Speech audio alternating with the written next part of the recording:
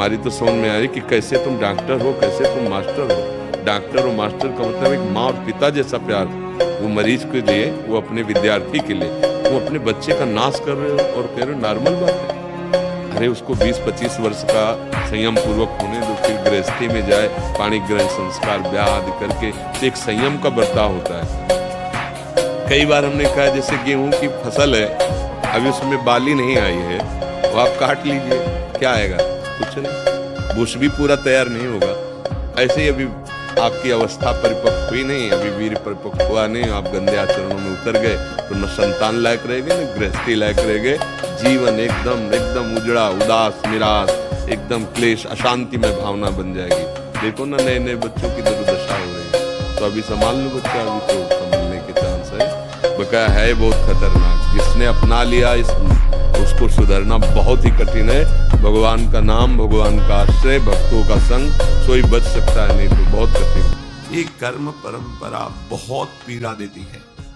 सबसे पहले बुद्धि को अधीन करके, संसार में सत्यत्व भाव रख करके, बार बार दुख, विपत्ति, संकट, जन्म मरण, कितना प्रपंच है। राग द्वेष का तो जाल फैला हुआ है। ईर्ष्या मात्सर्य हृदय को जला रहा है। काम क्रोधादि एक क्षण भी चैन नहीं लेने दे रहे। फिर भी हम सुख की आशा में इसी दुखालय में सुख चाहते हैं, इसी संसार में जीना चाहते हैं। और ये अज्ञान की वृत्ति बिना भगवद वाक्यों का मनन किए, बिना भजन किए नष्ट नहीं होती। मान लीजिए प्रार्थना, ये राग द्वेष की वृत्तियों को छोड़िए और भगवान की शरण में हो जाइए, तो परम सुखी हो जाएंगे। दूसरा कोई रास्ता नहीं है।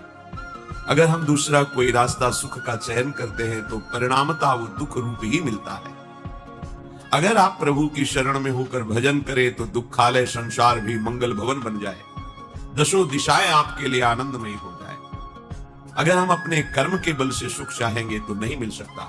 कर्म योग से सुख मिल सकता है। योग भगवत चरणारविंद में चित्त वृत्ति का समाहित होकर समर्पित हो जाना। अगर प्रभु से संबंध नहीं है तो वो कर्म है, और जहां प्रभु से संबंध स्वीकृत हुआ, भगवत भाव हुआ, वही कर्म योग बन जाता है। और कर्म योग परमानंद प्रदान करता है।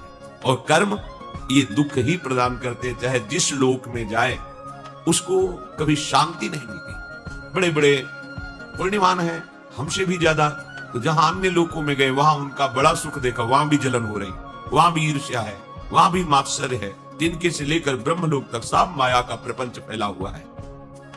श्री भगवान कह रहे हैं कि परमानंद महासुख की प्राप्ति के लिए जो अनन्य भाव से मेरा भजन करते हैं, ये अनन्य शब्द बार बार इसलिए परिचय दिला रहे हैं कि एक बार अनन्य हो जाओ।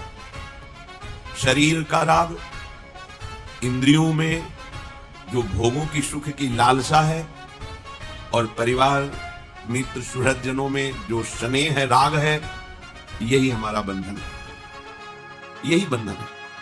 अगर इसको आप बंधन मान लेंगे तो मुक्त होने की इच्छा होगी, पर आपने तो इसे सुख मान लिया, बंधन मानते ही नहीं है, तो परिणामतः दुख ही दुख भोगते चले जा रहे हैं। कल एक भगत जी कहे थे अश्रु प्रवाह करते हुए, वृद्धावस्था है, मेरी पत्नी पधार गई, पर रात दिन उसकी याद आती है और मैं रोता हूं। विचार कीजिए, शरीर तो चला गया लेकिन शरीर की स्मृति बनी है, और इतनी जोर की बनी है कि उनको अशय हो रहा है, वियोग। धन्यवाद का पात्र उसी समय जी हो जाता है जब ऐसी स्थिति प्रभु के लिए हो जाती है। सच्चिदानंद प्रभु की स्मृति में वो रोता है तो जगत पावन करने वाला बन जाता है। कोई भी निरंतर हमारे साथ नहीं रह सकता। हमारा शरीर भी हमारे पास नहीं है अब भी, केवल तुम मान रहे हो। ये प्रतिपल मृत्यु का ग्रास होता जा रहा है। जैसे अंजुली को चाहे जितना जोर बांध करके जल लो, वो जल क्षीण ही होता चला जाएगा। ऐसे ही तुम्हारी आयु प्रति क्षण नष्ट हो रही है, प्रति क्षण मृत्यु का ग्रास बन रही है। आपको समझ में नहीं आ रहा। बस यही समझ प्रदान करने के लिए भगवत प्रेमी महात्माओं की वाणी में प्रभु बैठ करके उपदेश करते हैं कि तुम समझ जाओ तो परमानंद में मगन हो जाओगे। प्रभु कह रहे हैं, शततम कीर्तयन्तो माम यतन्तश्च दृढ़व्रताः नमस्यन्तश्च मां भक्त्या